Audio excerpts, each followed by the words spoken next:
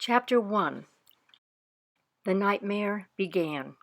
The water rushed in from nowhere, from everywhere, swallowing him in an instant.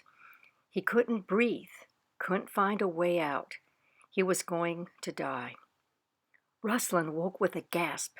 His heart thumped. He swung out of bed to stand in front of the second-story window, taking deep breaths of the cool night air. In the distance, beyond the shacks and houses of Ujung Karong, moonlight glittered on the sea. He knew he wouldn't be able to fall asleep again, so he sat down at his desk, turned on the light, and opened his sketch pad. 4 years ago, when he was 12, he'd had nightmares of a monster.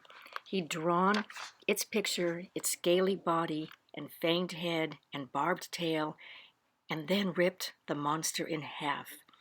The monster never bothered his sleep again. Perhaps if he could draw the drowning nightmare, he could banish it as well. But he didn't know how to draw it. He often swam in the rivers and played in the ocean waves, but this drowning water was different. He didn't know its shape or form. All he knew was its color, black. After the morning's only customer paid his bill and left the waterfront cafe, Ruslan sat down at a rickety plywood table, shaded by one of the palm trees. He cradled his head on his outstretched arm. His huge yawn nearly dislocated his jaw. Why was he having such awful nightmares? Perhaps it was the sermon at the mosque the other Friday. The preacher had warned of the coming flood of God's judgment for liars and sinners. Was it a sin to drive his father's motor scooter without a license? Ruslan didn't think so. One could sin against God, sure, but how could one sin against the police? A breeze ruffled the harbor's water, and the sun twinkled off its surface. Tiny waves lapped against the shore's breakwater. A big tug, tied to the pier, released its ropes and gunned its diesel, smoke belching from its stack. Its propeller churned the low tide, stirring up black sand and muck into a dark boil. Ruslan frowned, an uneasy feeling pricking him, but the water quickly cleared to its usual murky green. He yawned again. The breeze felt good on his face. His eyes grew heavy. He'd have a quick nap, just a minute's snooze. "Excuse me, maaf permisi." Ruslan's eyes opened. He jerked upright, staring dumbfounded at the Western family standing before him. Father, mother, daughter, and son, their long noses red from the sun. Even the half-grown orange cat rubbing against the boy's ankle seemed foreign. Had they emerged from out of his sleep?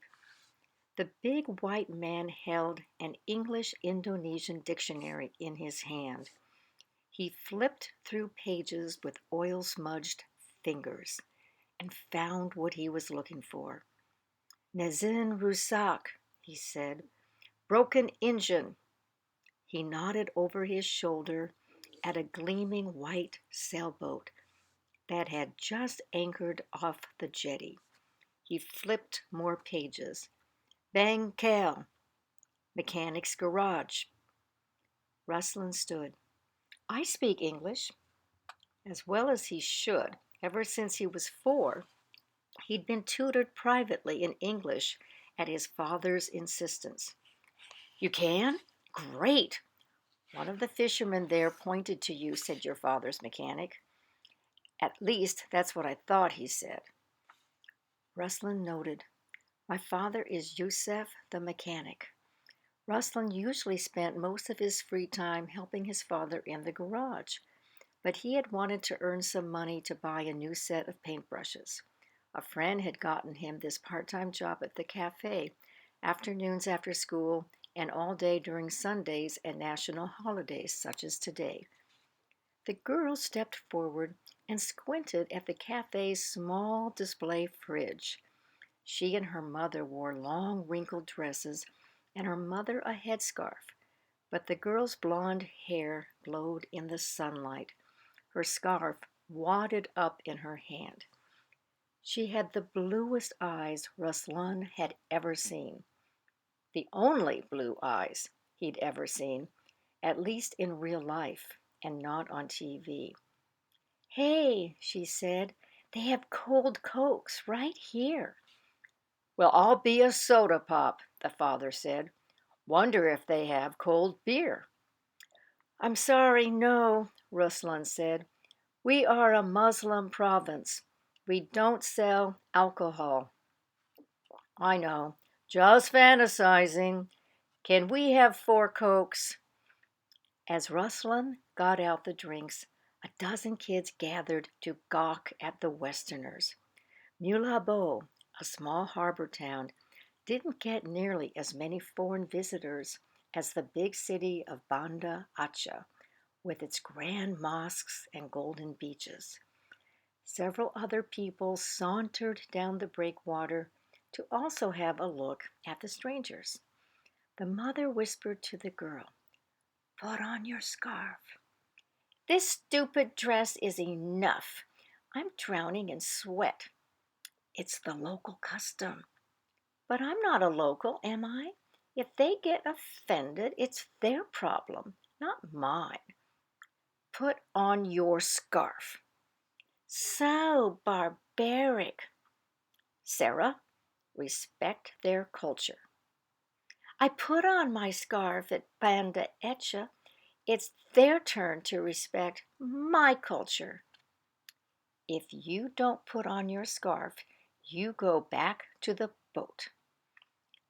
The daughter glared at her mother, who calmly returned the glare with a level gaze.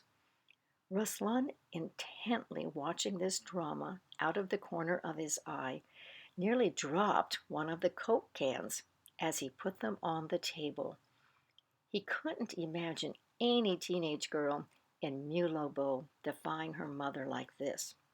"Fine," the girl snapped and stalked back toward the jetty where an inflatable dinghy was tied up to one of the bollards.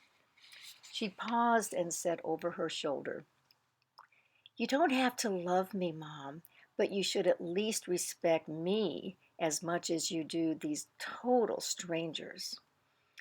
"Whoa," the freckle-faced voice said. "Sarah's sure in a bad mood." The father gave The mother gave the father an exasperated look, quickly tilting her head at the girl, telling the father to have a word with her. He grabbed a Coke off the table and strode after the girl. Catching up to her, he handed her the soda and spoke with her. She listened, rolling the icy can around her frowning, sweaty face. She shook her head. "I'm not going to wear a scarf just to keep Mom from being embarrassed," she said loudly. Ruslan was sure she meant for her mother to overhear. "That's so hypocritical." Her father said something that Ruslan didn't fully catch, something about Christmas and family. The girl firmly shook her head. The father gave the mother a big shrug that said, "I tried," and took his daughter out to the boat in the dinghy. When he returned, he said to his wife, "Our darling daughter is hardly full of Christmas cheer, is she?" "You shouldn't have let her have the Coke. Coddling her when she's like this doesn't help." "We'll give her cat food for lunch." "Steve, that's not funny." "Just trying to lighten things up. 'Tis the season to be jolly after all." He paid for the drinks and asked Ruslan, "Where can we find your father?" The narrow peninsula of Ujung Karong, sticking out of Mulabo like a tail, was a maze of streets and lanes where thousands of people lived. Ruslan's house and his father's attached garage were at the base of the peninsula near the big stadium.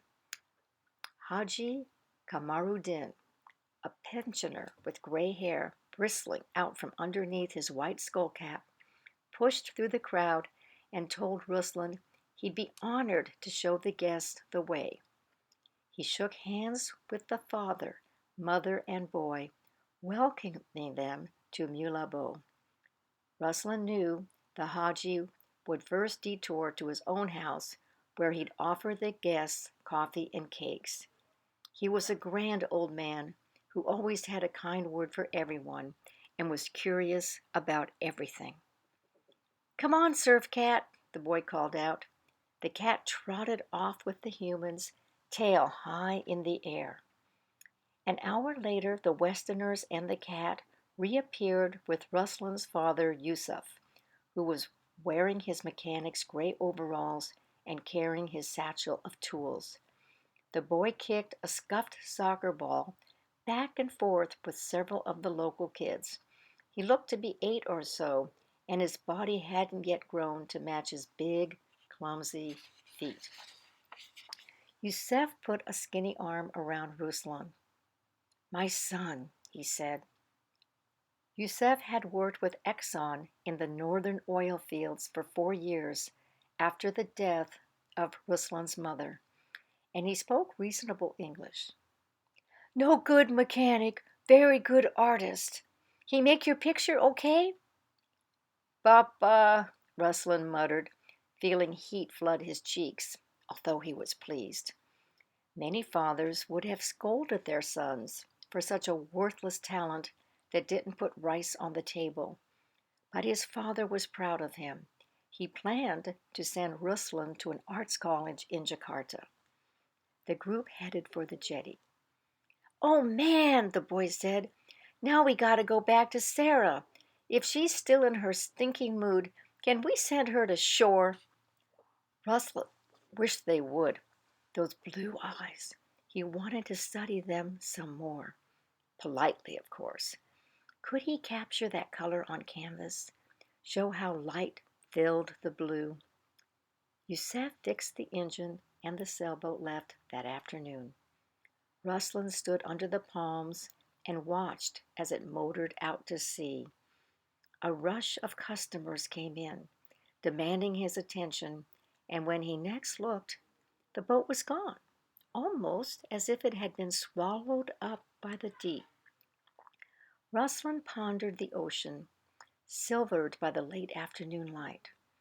Although there wasn't a storm cloud on the horizon, the ocean's cheerfulness had turned moody, even menacing. In his imagination, the silver water slowly blackened. "Get back to work," his boss yelled at him. The girl's blue eyes wouldn't leave him alone. That night he ate dinner by himself, as his father was busy doing another emergency repair on a truck. After dinner, he went to his bedroom and got out his pad and pencil. A few months ago, one of the town's leading clerics had seen him sketching the face of an old woman and had ripped up the sketch. The making of images was forbidden, the cleric said, as that led to idolatry. For the first time in his life, Ruslan knew that a cleric could be wrong, and his world had cracked a little. He didn't dare sketch in public anymore, but in private he drew anything he wanted, like the face of this Western girl drawn from his memory. Using his pastel chalk, he touched the eyes with blue, not the right blue. He needed oil paints for that, and put just a hint of red to her lips, smudging the chalk with a wetted finger. He taped the sketch next to the poster of Siti Nurhalisa, the teenage Malaysian pop star he had a crush on. He contemplated both poster and sketch, trying to decide which girl was prettier. Not that it mattered. Siti lived in a different world, and as for the Western girl, he'd never see her again in his life. His father knocked on his door. He'd showered and had changed out of his gray overalls into a sarong. Is everything okay? Why? You look tired. How are things at the coffee shop? I know one thing now, Papa. I don't want to work for other people. I want to be my own boss. Have people work for me. It's good to have a job first, though, his father responded. That way, when you're a boss, you'll know what it's like to be an employee. Ruslan hesitated. Papa, last week I borrowed your motor scooter without asking. I'm sorry. His father seemed startled. Then he laughed. Did you borrow my helmet too? Yes. Good. Always wear a helmet. Listen, I'm going to be up early before dawn prayers to go work on the Pertamina oil tanker. I'll be home very late. Before Ruslan went to bed, he gazed out the window. In the outer harbor, the oil tanker was placidly at anchor. The big ship cast a moon shadow on the water. The single cloud in the sky fell across the moon, and the sea darkened, obscuring the tanker. A shivery feeling raced from Ruslan's neck down to his arms. Then the cloud moved off, the light returned, and the ship reappeared in the night's sparkling sea.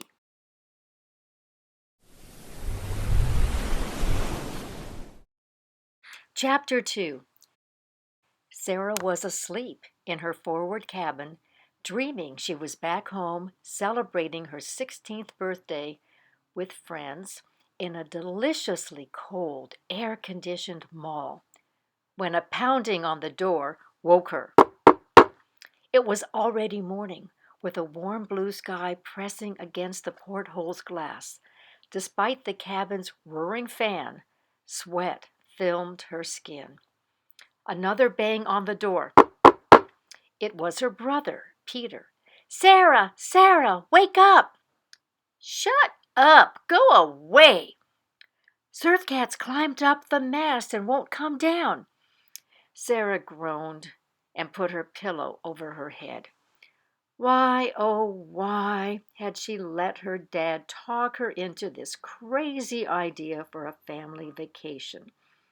So far, the chartered sailboat cruise from Malaysia to Bali had hardly been the grand adventure he had promised. All she'd done was stew in the heat and squabble with her brother and fight with her mother about everything, from the water rationing to the use of the satellite phone to call her friends. And then, to top it all off, yesterday morning's big blow up about the stupid headscarf. On Christmas Day, no less, spent in some grotty, filthy town because of a broken engine. She and her mother still weren't speaking to each other. Peter pounded on the door again. I don't know what, but Surf Cat's real scared. Surf Cat was Peter's new pet, a half-grown kitten he'd rescued from a gutter at the Malaysia Marina where they'd started the trip. Sarah lifted her pillow. From high above, she could hear Surf Cat's agitated meowing. Meow! This wasn't the cat's usual begging for food or a rub. She glanced out the porthole. They'd already anchored here the other day, before the engine had broken, necessitating the detour. The bay's pastel water, the empty golden beach, and the hilly green jungle looked the same. The full moon tide had washed away part of the sandcastle she and her brother had built in the shade of an overhanging tree. Building a sandcastle for entertainment? If only her friends could have seen her. Meow! Meow! God, that cat sure had big lungs. Sarah pulled on a t-shirt over the black bikini bottoms she'd slept in and opened the door to Peter's scrawny, worried face. You are so annoying, she said. that if a T-Rex ate you, it would have indigestion for a week. You gotta help me get Surf Cat down. Can I use the bathroom first? It's called a head. It's still a bathroom. But Surf Cat, shut up. Go try a can of tuna. In the tiny bathroom, she washed her face and brushed her teeth. She studied her nails. Oh, they needed a manicure. New polish, too. She'd do that later. The day's big event. Give her something to look forward to. She exited the bathroom. The stupid cat was still meowing. Yeah! She sidled through the Dreamcatcher's cramped saloon and galley. The door to the master cabin was partially open, and she could see her mom and dad sprawled on the bed, sound asleep. After they had left the town's harbor, her parents had decided to postpone Christmas dinner for a day, but they'd gotten into the Christmas wine. They rarely drank more than a glass or two, but they'd polished off a bottle on the sunset sail back to the island, and then another bottle after they had anchored, followed by a cognac nightcap. Up on deck, Peter held up an open can of tuna fish, trying to tempt Surf Cat down from the mast. The orange kitten squatted precariously on one of the upper rungs, mewing non-stop. Meow, meow. How on earth had he managed to climb so high? Come on, Surf Cat. This is real tuna. Human tuna. Peter tossed a chunk up into the air. Yum, yum. Come on down. You can have the whole can. Surf Cat ignored the offering and clawed up another rung, almost losing his footing. Sarah looked uneasily around her at the sea and the island. Tiger Island, it was called. The guidebook said there was still a small herd of wild Sumatran elephants living in the jungle, but it reassured readers that a Dutch hunter had killed the last remaining tiger 70 years ago. How could anybody know for sure, though? Maybe Surf Cat had spotted one.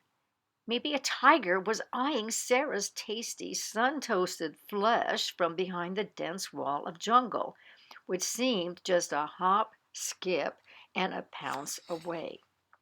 Could tigers swim? I guess I'll have to climb up and get you, Peter announced the Surf Cat. He slipped into his sneakers and began to climb the metal rungs. A loud trumpeting broke the jungle's morning quiet.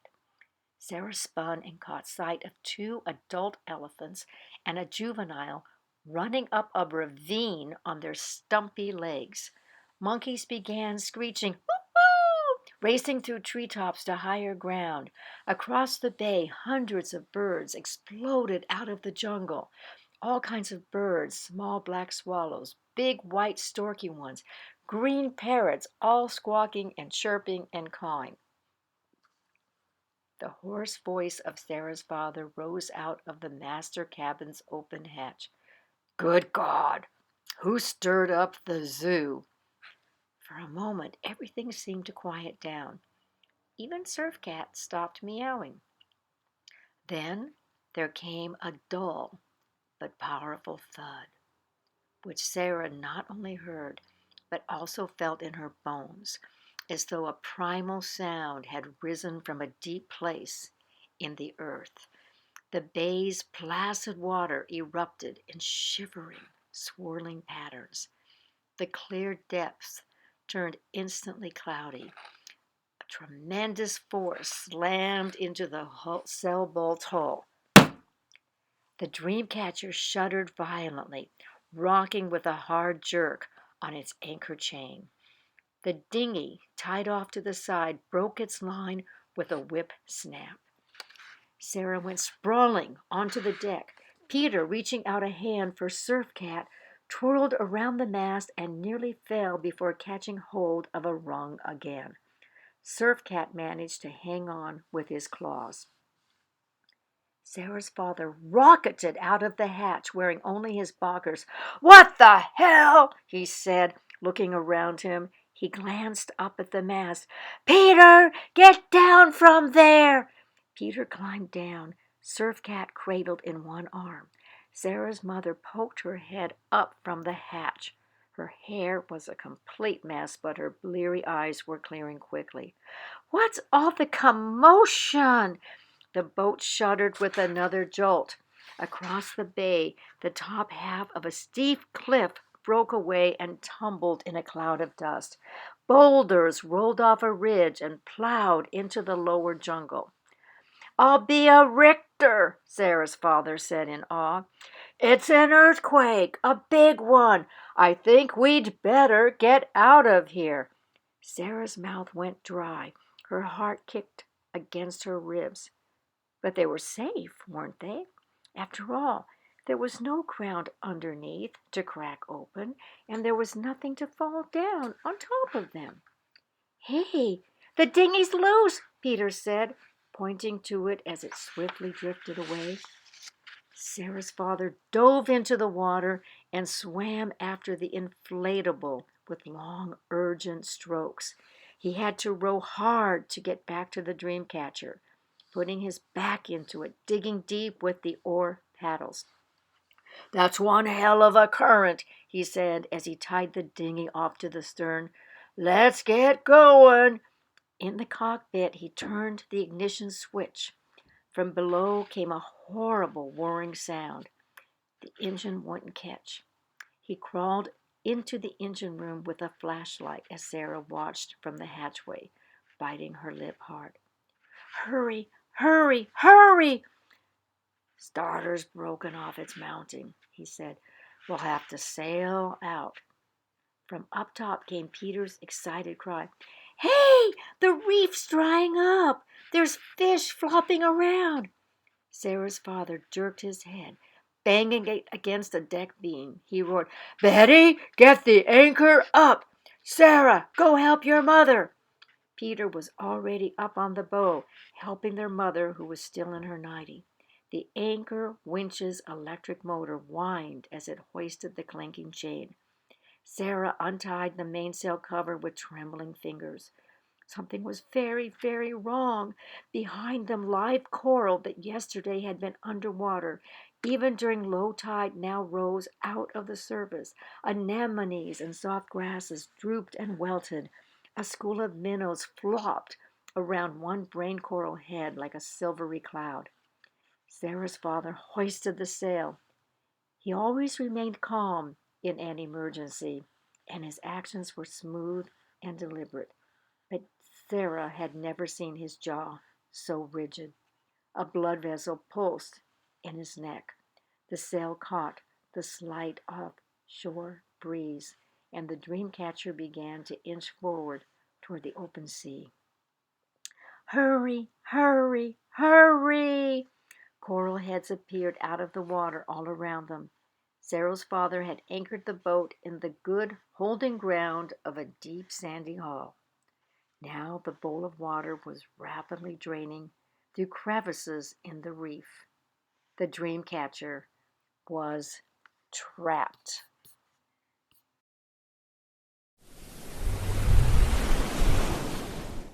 Chapter 3. In the garage, below Ruslin's bedroom, the Ford's temperamental engine banged and chugged to life. Ruslin opened an eye and peeked at the window. Stars still twinkled in the pre-dawn sky. The Ford coughed once or twice more before settling down to a hum. The old car was his father's favorite. "Keeps me on my toes," he always said. Ruslin yawned into his pillow, wondering why his father was taking his car and not his scooter the short distance to the oil terminal. But that curiosity vanished when he realized that for the first time in a week he hadn't had his drowning nightmare. He was sated with sleep. It felt delicious. No, more than delicious. He felt like a conqueror, full of a conqueror's courage. Today Nothing would be impossible for him.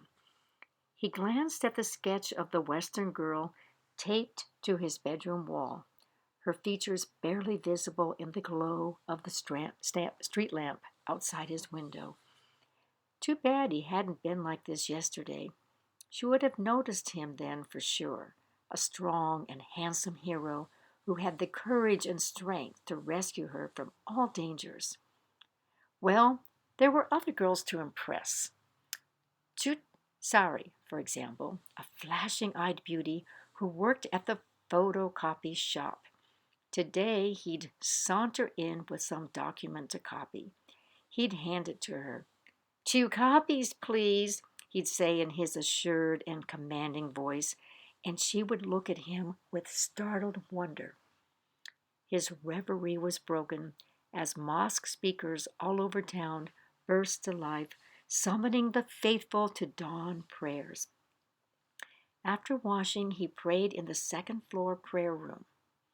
Then, with the clear dawn sky filling with blue, he hurried downstairs and across the lane to buy several hot banana fritters from Ibu Romley's stand.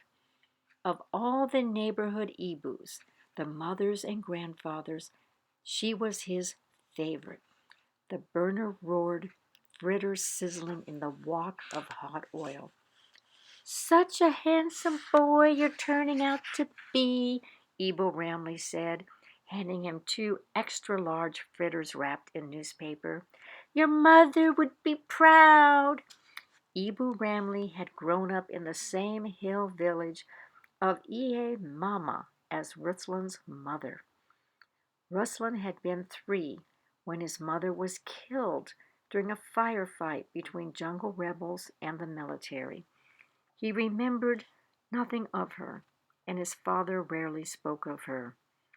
He went up to his bedroom to change his sarong for a pair of jeans to wear to work, but he didn't put on his shirt.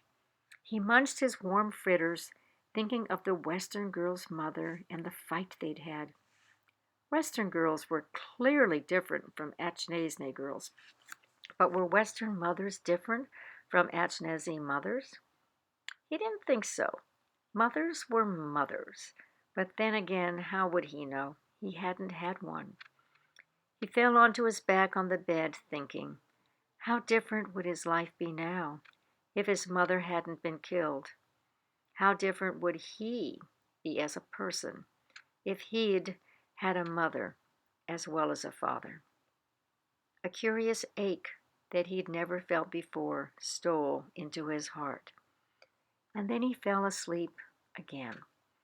It seemed only a moment later that a tremendous shaking of his bed jerked him back to consciousness. His first crazy thought was that he was late for work and that his angry boss was waking him, but no one was in the room. His bed bounced. His wardrobe skittered across the floor. The whole house shook and rattled. One large pane of his window shattered. Neighbors screamed, "Ah!" Some shouting in incoherent fright, others bellowing out, "Allah Akbar!" The bed was really bouncing now. Ruslan jumped out of the broken window into the small side yard. The ground rolled underneath him. He couldn't keep his balance and had to crouch on all floors. Tiles fell from the house. One nearly hit his head, smashing to bits beside his feet. In the garage, a tool cabinet toppled onto the motor scooter, smashing it to the floor. The air itself seemed to shudder and roar. Nothing in his vision remained stable. Everything that should have been level and steady bounced and wavered. He closed his eyes to fend off nausea. Over the rattle and cracking, Ruslan could hear his neighbor Ibu Romley reciting Quran verses to soothe her frightened 5-year-old boy. At last, the earth calmed, with only minor hiccups. Ruslan cautiously stood. Apart from several shattered windows and a few fallen roof tiles, the house looked okay. But all he could think about was his father out on the oil tanker. Once before, a severed fuel hose had burst into flame. killing a handful of sailors. As Ruslan ran to the waterfront, he noticed that the shanties and houses on Ujing Karang had ridden out the earthquake with little damage. People milled around in shock at the powerful quake, grateful for their survival. Many began streaming to the mosque to pray, several women putting on their white robes as they hurried. The Pertamina tanker was high on the water, its fuel already pumped to storage tanks on shore. Men moved around on the ship's deck. The cafe owner saw Ruslan on the jetty and put him to immediate work, even though he was shirtless and shoeless. Excited customers packed the cafe. Nothing like an earthquake to get people drinking coffee and smoking cigarettes, quacking to one another like ducks about the morning's moving experience. One of the customers perked his head up and pointed to the ocean. "Hey, shouldn't the tide be rising?" The tide not only dropped, it rushed out to sea, drying out the fringing coral and exposing the mucky bottom beyond for hundreds of yards. People flocked down to the seawall to watch. Many gleefully chased stranded fish. A Greenland man held up a red snapper to his wife. "We'll eat whale for free tonight," he said, laughing. Ruslan slopped a glass of coffee in front of the wrong man. Ignoring the boss's annoyed shout, he stared at the distant sea. Out in the harbor, the tanker's anchor lifted clear of the water as billows of smoke poured from its exhaust stack. Black water boiled off the stern, the propeller churning up sand from the seafloor as the ship made an ungainly turn toward the horizon. Ruslan slipped away from the cafe and the curious onlookers. He began to run, not knowing exactly why, but instinct making him head away from the sea. His bare feet hurt, so he stopped at the house for a pair of sandals and snatched a yellow shirt from the front table as well. He almost overlooked the letter on the table that he had already missed seeing once that morning. It was addressed to him in his father's handwriting. He stuffed the envelope into the shirt pocket. And in the distance, along the seafront of Ujung Karang, screams rose from 100, from 1,000 mouths.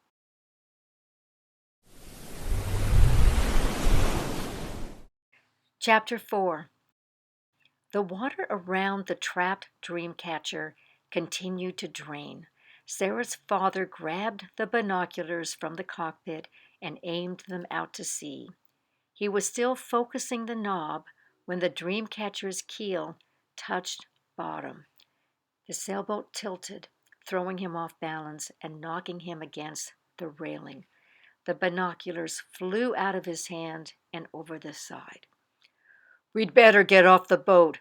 Everybody, pack a bottle of water and put on your shoes." He said this as casually as if suggesting a picnic, but his hands were bunched into fists. Sarah snatched her sandals from the cockpit box and crammed them on. Her father slipped into his loafers.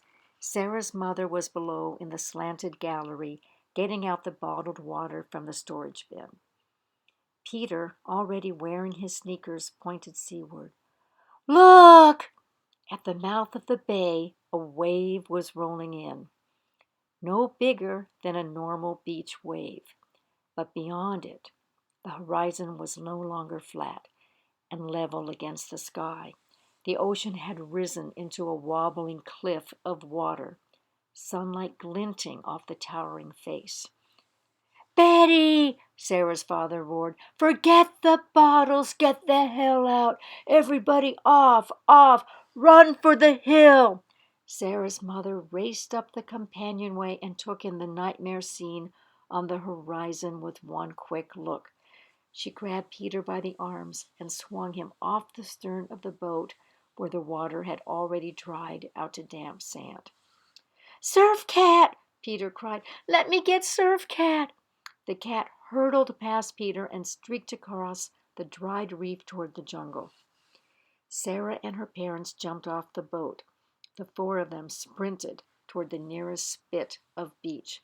Sarah came to an angled slope of coral that should have been underwater. The coral crunched under her sandals, slowing her down.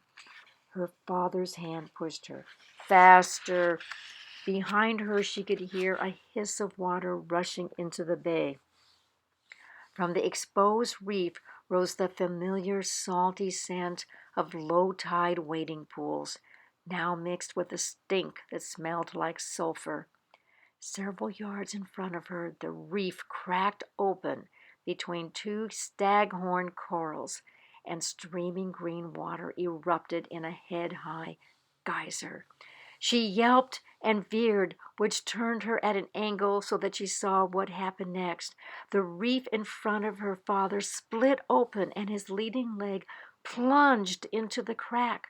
The bone broke with an audible snap as he fell forward, his hand accidentally catching Peter on the ankles. Peter went tumbling as well. The water from the first wave growled and gurgled onto the outer coral beds. As Peter got to his feet, Sarah helped her mother pull her father out of the hole.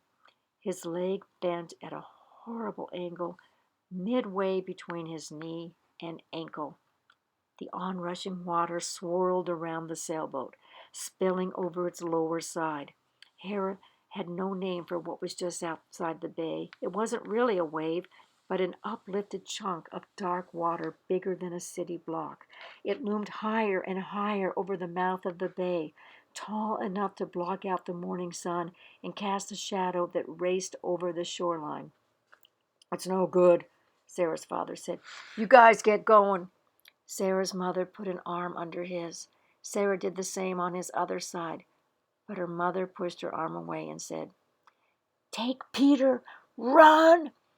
"The highest ground," her father said, grunting between clenched teeth. His tanned face had gone sallow. "No," Sarah said. She was dizzy with fear, but she had to help her dad. Her mother slapped her on the cheek. Hard. Through her smarting tears, Sarah could see the implacable coldness of her mother's face. "You will obey me. Take Peter and run now." Sarah snatched Peter's hand. He resisted at first, crying incoherently. She gave him a vicious yank. They ran.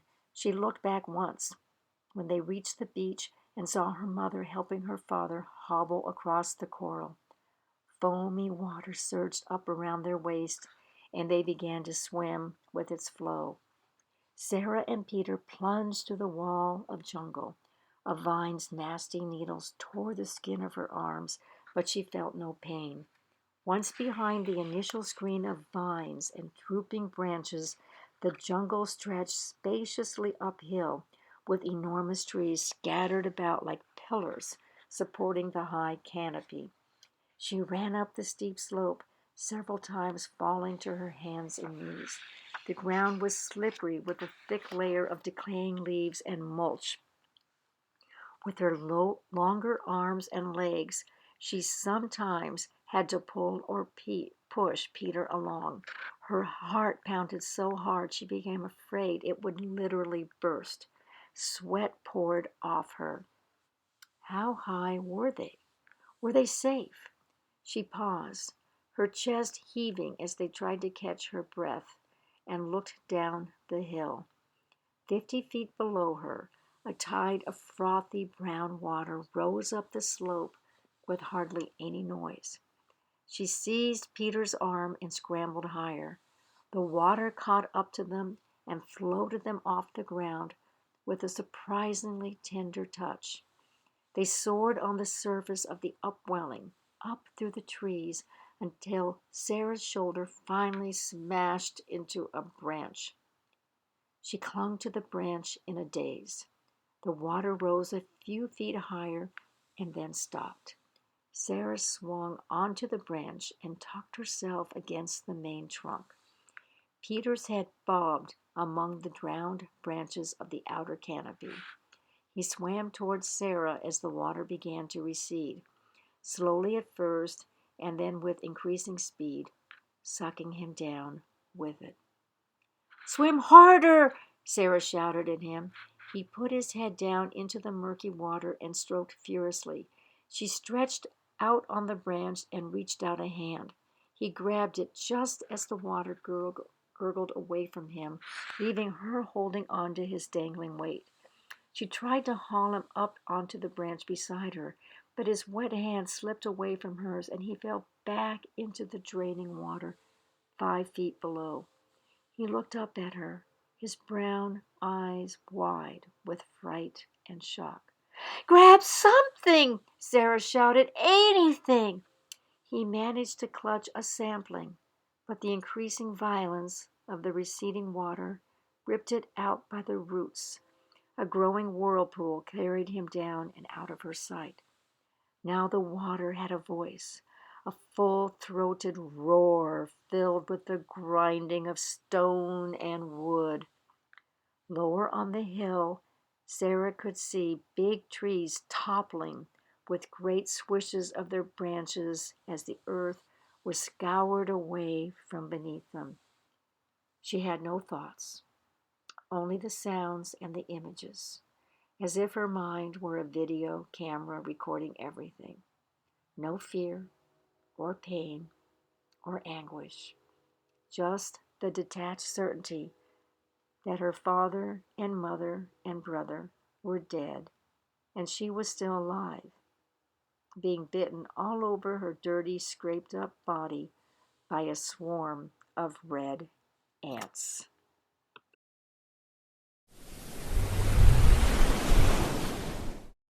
Chapter 5. Ruslan rushed out of the house, his unbuttoned yellow shirt flapping, and abruptly halted on the front steps. Far down the lane, men, women, and children shrieked as they ran in front of a surge of blackish brown water clogged with chunks of wood and plastic garbage. Several people gunned up the narrow track on motorbikes. A young man took a running jump onto the empty back of a scooter driven by a woman, sending both of them sprawling into the asphalt. But what had frozen Ruslan on the porch was what he saw beyond the point of Ujung Karang. On all 3 sides of the peninsula, the whole ocean had lifted up and was racing landward. The sea was so tall that its face was visible above the houses and trees. From its top edge rose a churning white mist. One of the 30-foot fishing boats got caught up in the frothing lip, which sent the vessel tumbling down the face. The color of this sea was black. That broke his trance. Ruslan sprinted up the lane, dodging around slow runners. From behind him came a sound like 1,000 bulldozers at full throttle, ripping through buildings and grinding them up.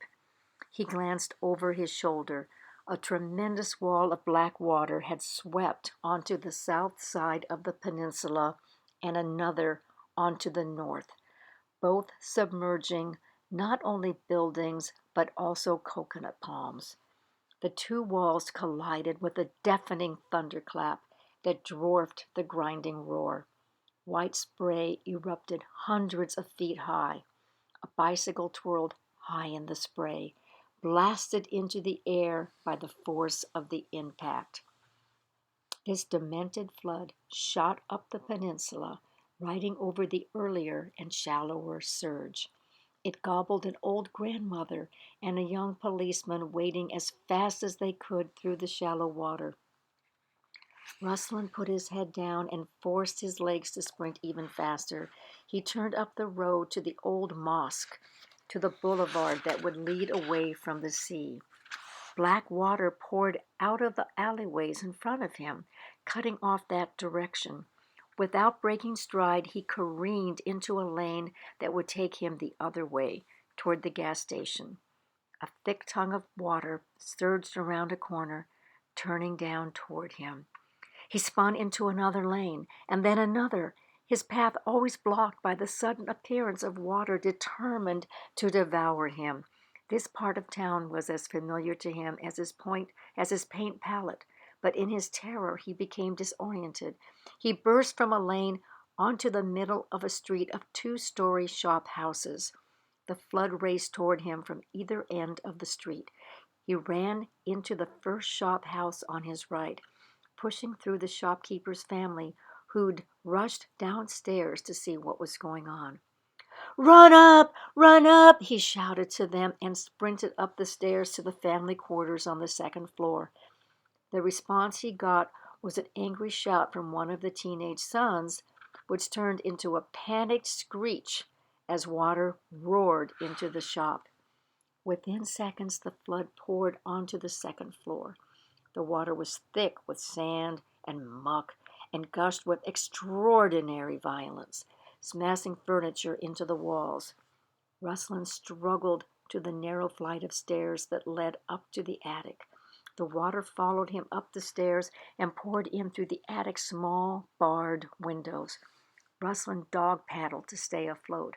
The water lifted him higher and higher toward the underside of the roof, which had a thick lining of insulation under the outer tiles.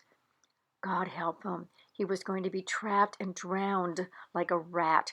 He stood on a support beam and frantically tore at the insulation. Thick chunks came away in his hands, but the water was now up to his chin. He took a deep breath just before his head became submerged, and he banged away at the roof tiles with the flat of his hand. His lungs began to burn. Several tiles at last gave way. He gripped the edges of the hole and hoisted himself up out of the water and into blessed air, which he inhaled with ragged whoops. From the roof, he could see a flood raging along several of the town streets. Upright cars and overturned boats and uprooted trees and debris from shattered houses tumbled in the current. People were also carried along, trying to stay atop the mess, their desperate silent efforts far more chilling than their previous screaming. Ibu Ramley, the fritter seller, pushed her young son onto a floating refrigerator whose door was open. He fell inside. As she tried to climb on, the door shut on her son, and she fell into the water and did not reappear. The roof underneath Ruslan began to quiver. The eave below him crumbled. The shop house was collapsing into the flood. Ruslan raced on his hands and knees along the cracking roof line to the adjoining shop house. He was just feet away when the beams underneath him gave way. God help him, the flood was going to get him after all. But now his fright became an instant fury. He was not going to let the water win. With one last lunge, he jumped up and grabbed the base of the satellite TV dish on the edge of the neighboring rooftop. The metal pole bent under his weight. A bolt popped. Water tugged at his dangling legs and ripped away his sandals. He strained to fight off the current, scrabbling his feet against the wall. His toes found a crack, and he pushed off the tiny surface. That, and his grip on the bending pole, was enough for him to scoot over the edge of the roof. A woman floated by, just a few feet below him. He recognized her as one of the fishmongers, clutching onto her market table. Her mouth gaped at Ruslan, her eyes blank with fright. He lay down on the sloped roof and grabbed her arm. For some reason, she tried to fight him off. He shouted at the panicked woman and heaved her up out of the water, landing her like a fish onto the rooftop beside him. A moment later, a Toyota sedan spun into view on the water.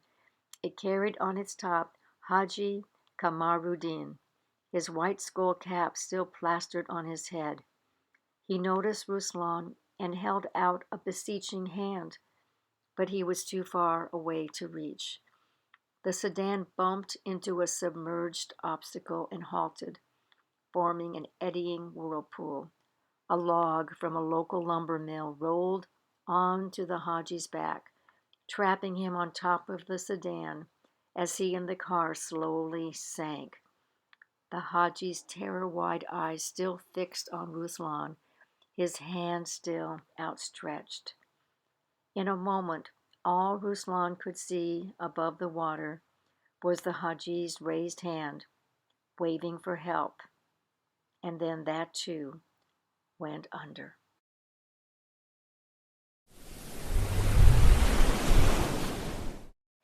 Chapter 6. Sarah barely sensed the red ant's fiery stings. She clung to the branch, staring at the ground below her. Heights had always scared her. Whenever she stood on the edge of something taller than she was, nausea would flutter in her stomach. Now she was 50 feet above the ground, on a tree with no branches in reach below her, and a trunk too big to slide down. "Help!" she screamed. "Help!" Her cries were smothered by the jungle's absolute silence. She lowered her forehead to her arm, squeezing her eyes shut. "When I open them, I'll wake up and I'll be in my bunk." An ant bit her on the eyelid. That one, she felt. "Ow!" She slapped it dead and all others in reach. Out of the corner of her eye, she saw a stout vine dangling behind her all the way to the ground. Holding on to the trunk for balance, she gingerly rose to her feet. The vine drooped just out of reach. She would have to jump. She glanced at the ground far below and moaned. Something moved on the trunk near her hand. A lizard, as big as her forearm, staring at her with cold eyes. She jerked her hand away. This threw her off balance. Her arms flailed. She was going to fall. In desperation, she sprang for the vine, which smacked her in the face where her mother had slapped her, the skin still tender from the blow.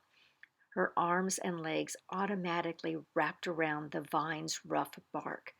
When her stunned senses cleared and she realized she wasn't falling, she inched her way down. A minute later, she stood with trembling legs on a tilted bed of newly exposed rock. The air reeked of stirred-up muck. Water lay in a hollow of a large boulder torn out of the hill, deep enough for her to rinse her filthy face. Salty as sea water.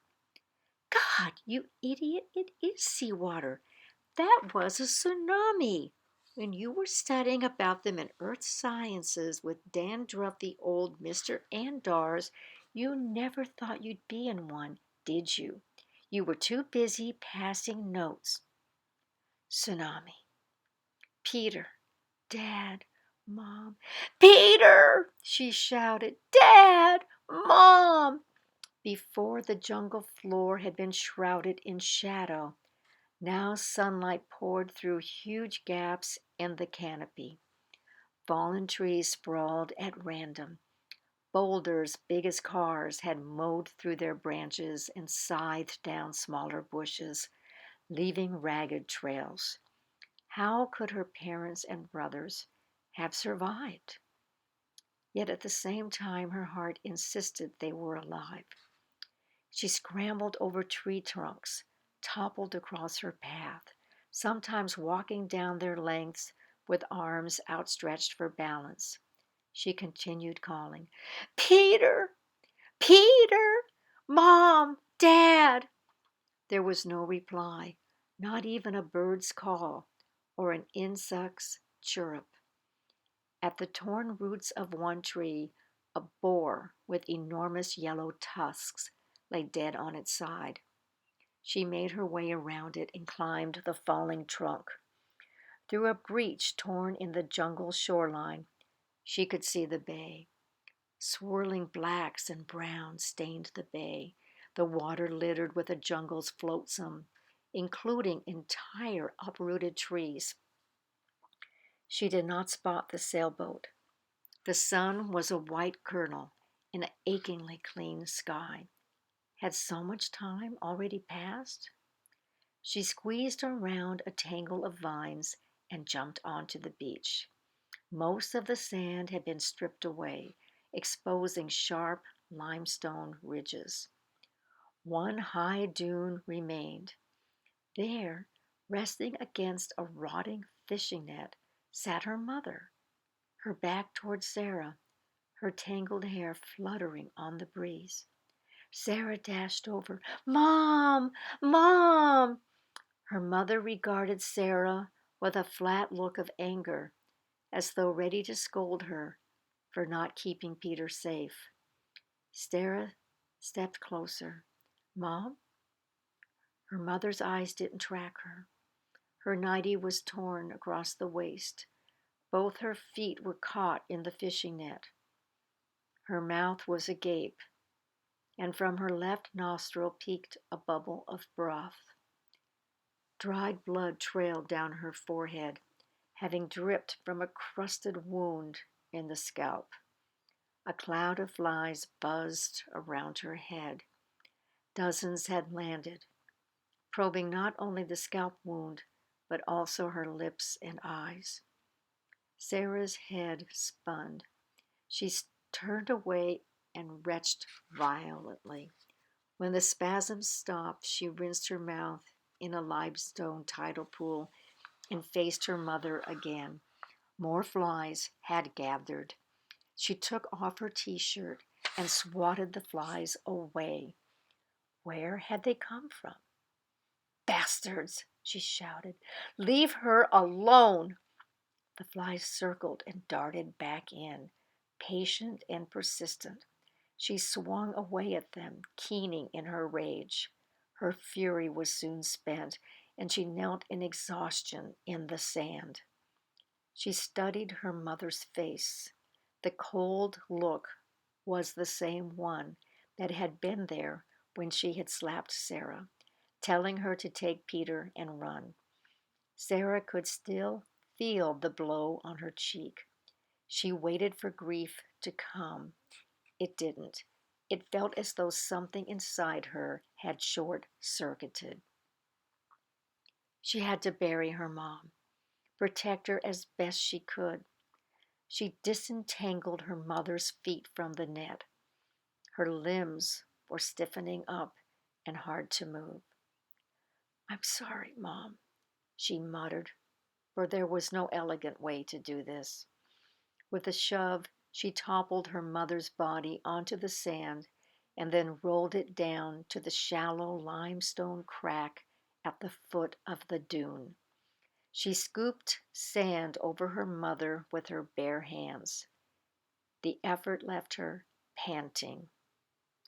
Not much of a burial, but only temporary after all. Later, there'd be a proper church funeral. She'd clutch a handkerchief and cry, as a daughter should. Right now, she wiped sandy sweat from her forehead. Where was all this sweat coming from when her mouth was so dry? She froze. Something was in the bushes. Just the littlest swish of leaves. Something was stealthily creeping behind the line of flattened and matted plants. Tiger! Sarah thought all her fright had been used up. Not true. New fright sizzled in her veins, her throat clogged. She stumbled backward away from the jungle.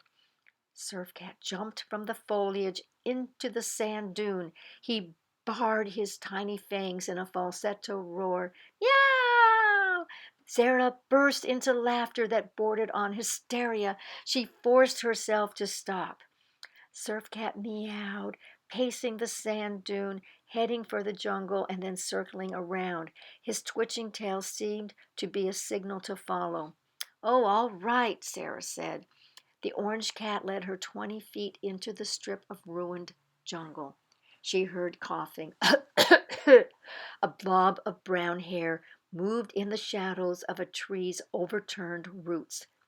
Peter! She cried and broke into a run. Peter sat in a pool of mud, his shorts filthy beyond washing. A deadfall log, as big around as a garbage can, lay across his lower right leg. "I can't get it off," he said with a plaintive wheeze. "I'm stuck." Sarah hugged him. Tears came to her eyes. "Oh, God, Peter, could you please get it off me?" Sarah bent to the log, digging her hands into the mud to get underneath the smaller end, which still seemed impossibly heavy. As she grunted and jerked upward, strength surged through her. She lifted the end high enough for Peter to pull back his leg and then let the log drop with a splat. The soft ground had prevented Peter's bone from breaking. He limped over to Surf Cat and picked him up. Rubbing the kitten's head, he asked, "Where's Mom and Dad?" "Mom's dead. She was caught in a fishing net." "Dead?" "It was a tsunami, you know. Tidal wave." "I don't believe you." "I just buried her, Peter." "Where?"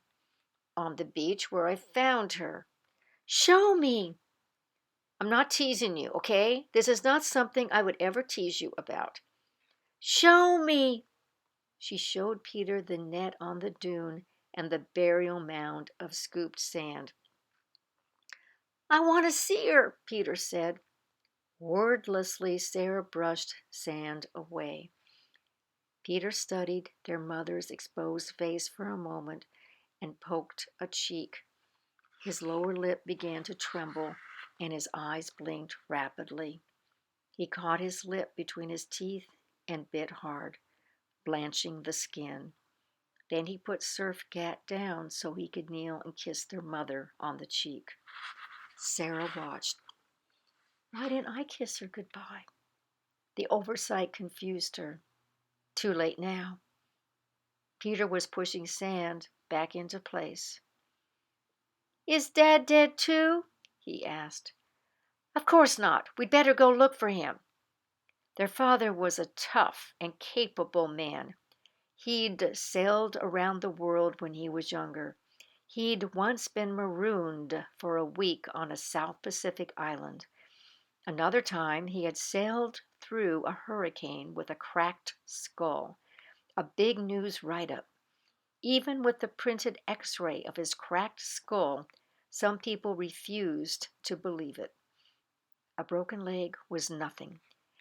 Sarah and Peter made their way along the beach, scrambling around boulders and over downed trees.